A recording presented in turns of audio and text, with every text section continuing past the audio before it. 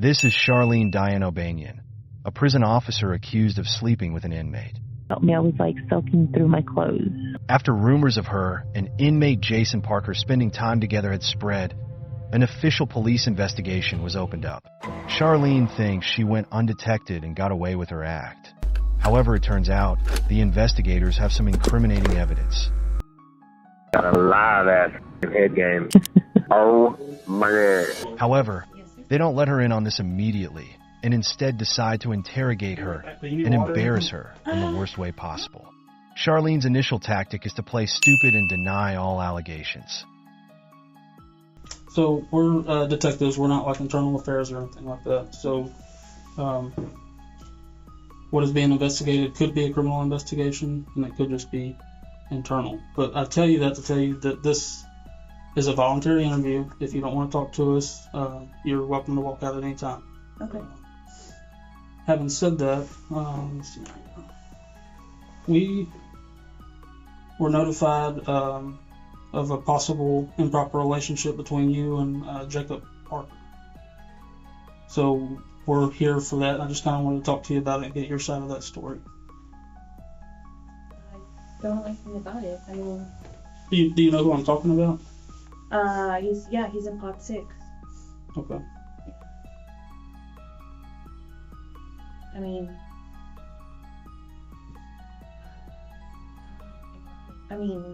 he's just a trustee that we have, around. And Okay. Have you talked to him on any jail phone calls or anything like that? no. Not at all? Okay. Sharleen is 100% sure this will work, as she believes the detectives have no evidence for their accusations. However, the detectives know much more than they're letting out. And where would you think that, this allegation will come from if there's nothing to it? Well, I had a feeling this was coming. So there was an inmate named Coker, Justin Coker. Okay.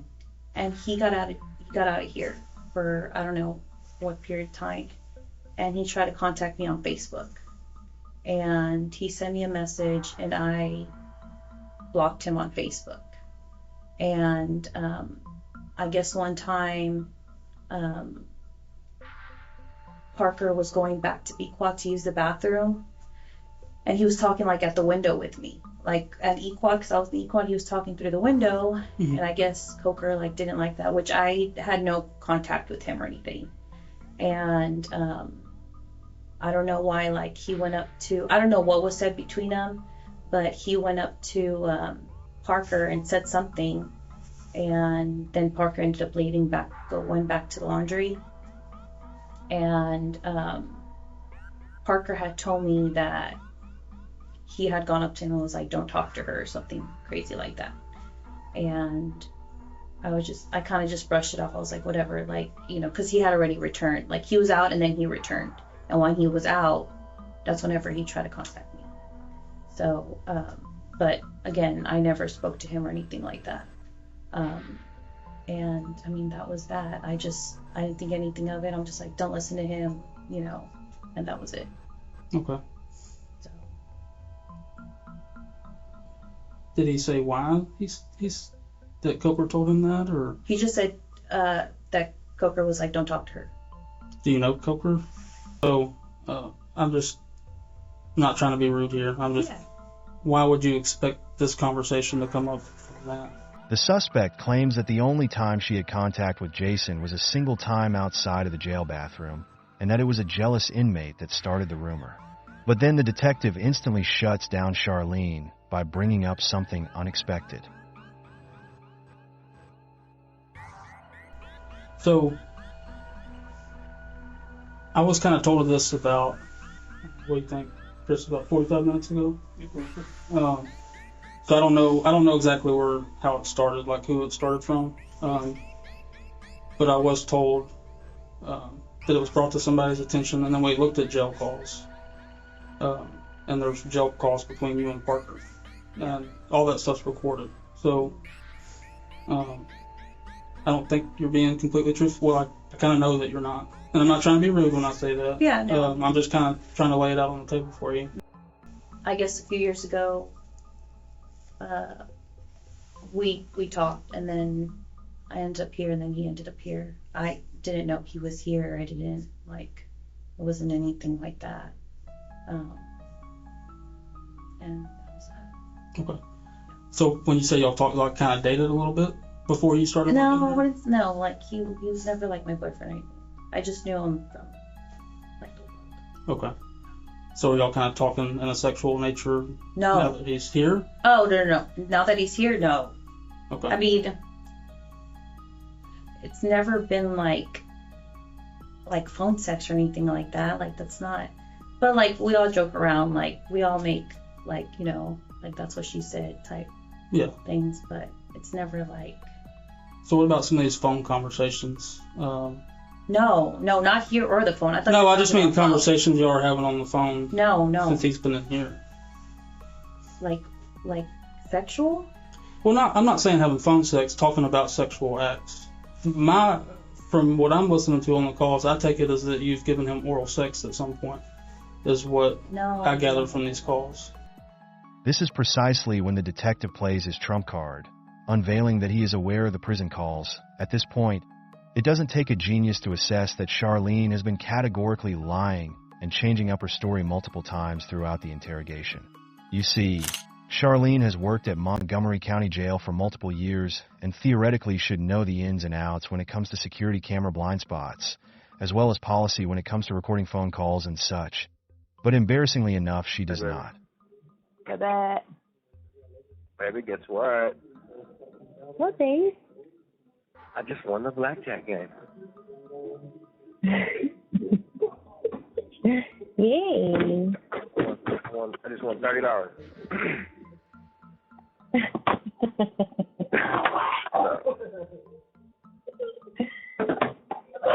Just crazy, baby. Just like you. Yeah? Mm-hmm. Stuff to clean and get rid of before you come home. I'm just kidding. Yeah.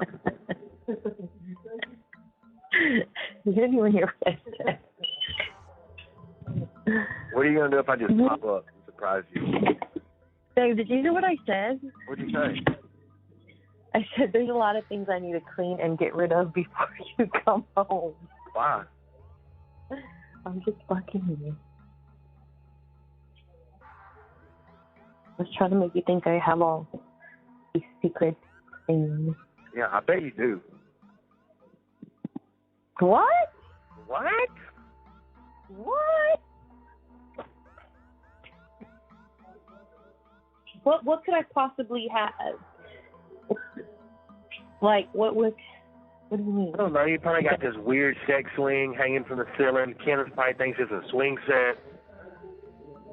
Oh, if I had that sex swing, you better believe I'd leave that sucker up for you. Would you really? Hell yeah. You'd let me put you in it? Yeah. With a gag ball and everything? Yeah, babe. For sure. You would let me put you in it? Yeah. I'd be mowing you down, and we look out the sliding glass door. Sharleen is totally embarrassed, but from a criminal perspective, so far so good. Despite the suggestive nature of the audio, nothing proves that physical intimacy inside the prison had occurred. That is until Jason drops criminating evidence on the call. Yeah, you're supposed to. I mean, you're stuck with me regardless, but Oh, I want okay. you to, like, just... Sure. I just want you to look at me sometimes and be like, damn, my woman's fine. Fine as wine. And you got a live ass fucking head game. Oh my god.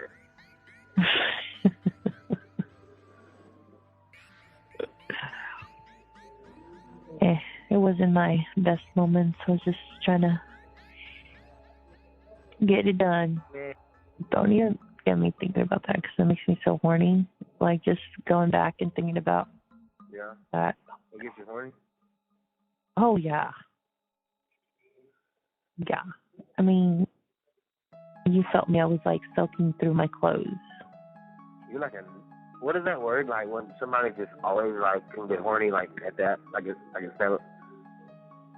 Yeah. I get very horny very easy. Like I always want to have Not sex. good. Like that's not even, huh? Not good. I mean, I feel like I just like look at someone, I'm like, oh my God, I'm so fucking horny. No, like of course, like I only get horny for you. You kind of see how that sounds from like my point of view. Like a more recent thing than 3 years ago. No. No. I've given a blowjob before, and that's what he was referring to. And it was not in the jail. No. So do you think this dude's really gonna cover for you? Like if I bring him in here and we start playing this and all that, you really think this dude's... Yeah. He's gonna tell you what I told you. Again, Sharleen persists with her narrative that this happened outside of the jail.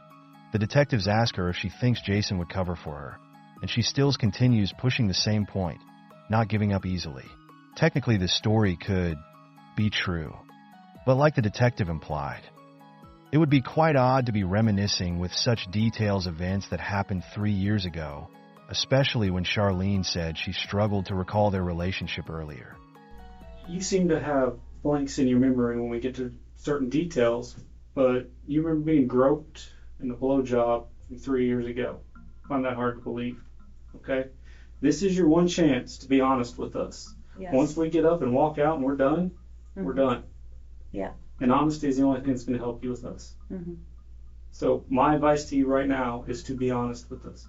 Have y'all had any inappropriate contact, whether it's groping, blowjobs, vaginal, anal sex, anything, hand jobs? Yes, I am being vulgar to get a point across. Yeah, no, it's not. None of that. Then what is it?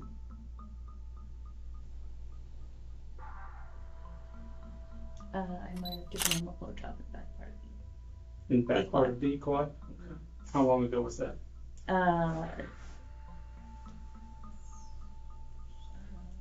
2 months ago. After such an interrogation, Sharleen finally confesses. But the real problem is much more complicated than this. In inmate-prisoner relations, the main issue that arises is consent. Jason and Sharleen's relationship appeared consensual, so one would assume it's consensual.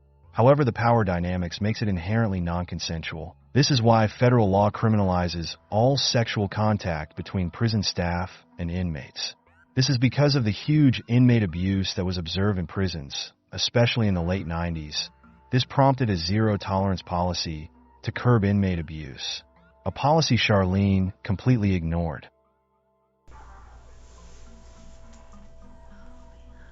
I'm gonna ask, but I feel like I know the answer. I'm losing my job. So that's not really up to me. Internal Affairs is aware of the allegation, and they will probably their investigation is separate from ours because it's two totally different things. So it is a possibility, but I don't, like I said, I don't make that decision. Thankfully for Sharleen, this isn't the last time she's going to see a prison, as she will be sentenced for 100 days as an inmate behind bars.